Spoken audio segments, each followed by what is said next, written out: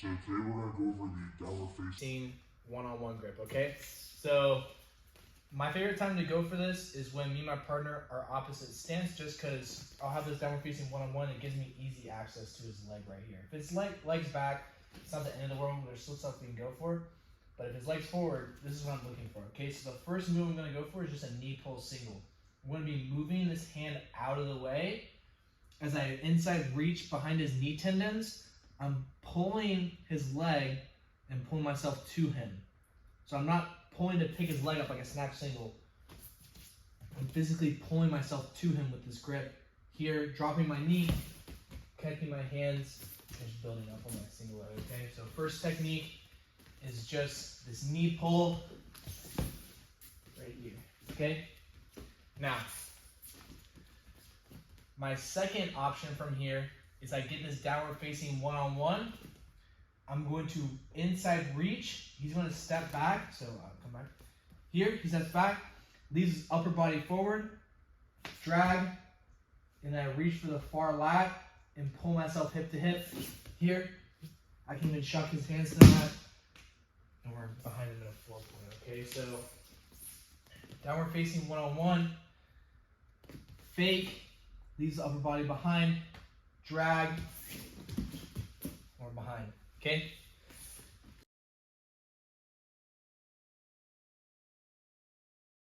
Now, the second sort of gambit I can go for is this underhook entry, okay? So I get this downward facing one-on-one, I bring my elbow forward, passes the line of his armpit, and then I come inside for either a scapula underhook, cupping underhook, or I'm hip to hip in this seatbelt, okay? So those are the three types of underhook I can go for. Downward facing one-on-one, elbow forwards, past his armpit, and then I come in for underhook, okay? So now, if my partner starts to realize what I'm going for his underhook, he's gonna start blading his body towards the other direction. And this is when I can start going for other sorts of offense, okay, on the opposite side. So I go downward facing one-on-one. I'm going for this wrist roll. He backs up. Now, this side is to me. So I go outside step. My hands are going to lock here. And now we're in an arm and body lock. I have a lot of options. I can step behind his leg and start going for Kosoto Gakes. Or I can hip in and hit a big mat return, okay? So, downward facing one-on-one. I wrist roll. He pulls back. And I lock in on his body lock, okay? I can also insert an underhook, okay? So I'm going here, he blades, I can shoot in here. And now I have an underhook on the far side. So either arm and body lock, underhook, doesn't matter. I'm just attacking when he blades his body the opposite direction.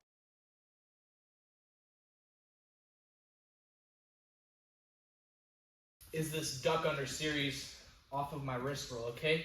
So I get his wrist, I'm rolling my elbow in, and I'm going for my duck. So I go wrist roll, outside step, and I'm pulling, I'm looking down as I wrist roll, and then as I poke my head out, my head's glued to his armpit so he can't elbow cut back.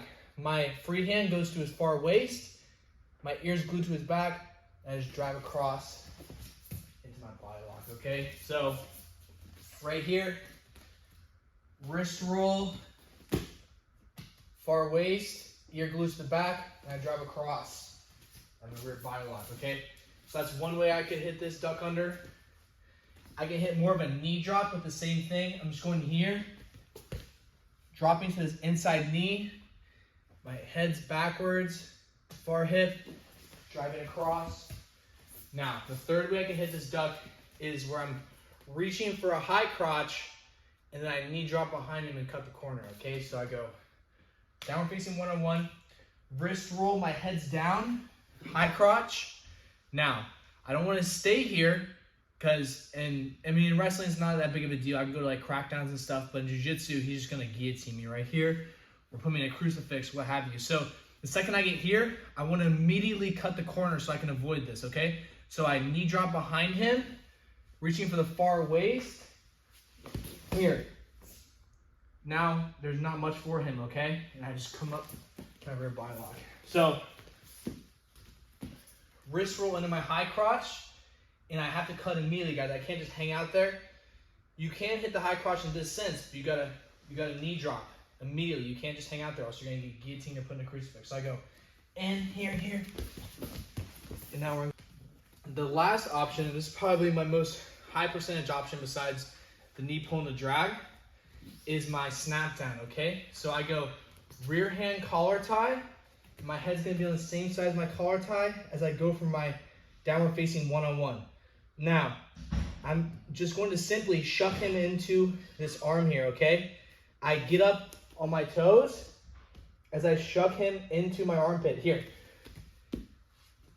And I give my front headlock, okay? The downward facing one-on-one just sort of makes it seamless to where I can get in on his front headlock and cover the back of his head with the front of my delt, my bicep, okay? So I'm here, same side as the collar tie, downward facing one-on-one. I get on my toes and jump up and snap him in. Cool. Now, my favorite way to set this up is faking the single leg on this leg. So if I get here and I'm reaching for this leg and he doesn't respect it, pull up for it. If he doesn't respect this, it's my single, okay? So if he decides to respect this, he's gonna pull his leg back, which is gonna leave his upper body way over his hips. So I fake, and it pretty much just puts him right into this. And now I'm right in my front headlock, okay? Because he's so far bent over, and my wrist is literally right below his head that it's just the most seamless transition. So I'm here, I go fake, and I snap right in. I'm on my front headlock, okay? So those are some of my favorite options when I'm dealing with this downward facing one-on-one.